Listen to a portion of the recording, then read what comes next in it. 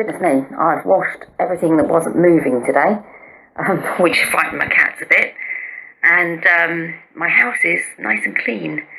So, as you can probably tell, I'm not. However, I have promised I've not touched work, so I'm doing as my doctors told me. But what I promised this morning was that I would tell you what my psychologist taught me to handle my PTSD depression. And we developed a chart. So this is going to resonate for some of you, but this is my chart. So effectively what was happening is when I'm hitting a depression, it triggers off all these negative emotions. So we've got things on there like I get anxious, there's tension, I'm fearful, I'm frustrated, anger, upset, all that sort of stuff. And because of those emotions, it was then triggering thoughts, which was then culminating in this behaviour, which was avoiding, withdrawal, isolating. I could explode at people, and I worked concentrating on my negative emotions and thoughts. So that was me being out of control.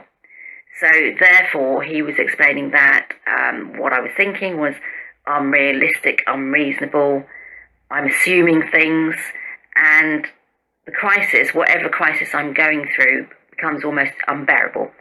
So, as I said, some of you will recognise this as CBT, which is what it is.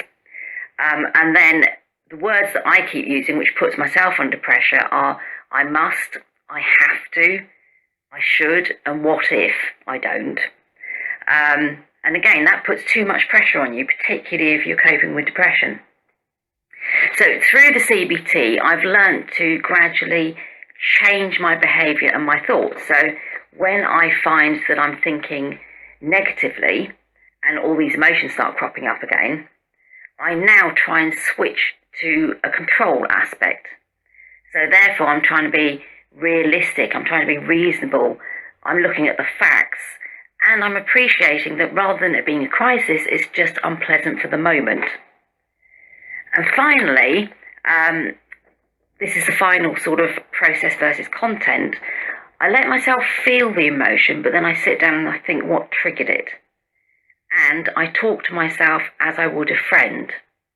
And that's effectively how you get back control. Now, I know I can't show you this chart very well, but it may be helpful for some of you. So what I'll do is I will load it up on my website for you so that you can pick it up from there and have a look a bit closer if you like. So CBT worked for me. There's going to be other therapies that will work better for other people.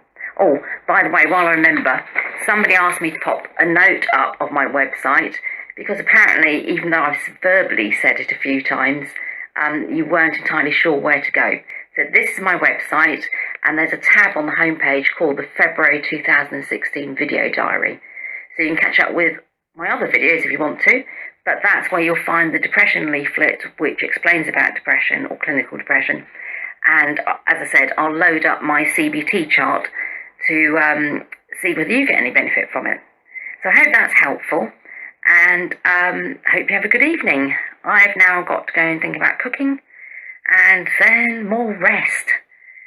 Goodness me, I don't know how people do it. I really don't. Okay, have a good evening. Bye.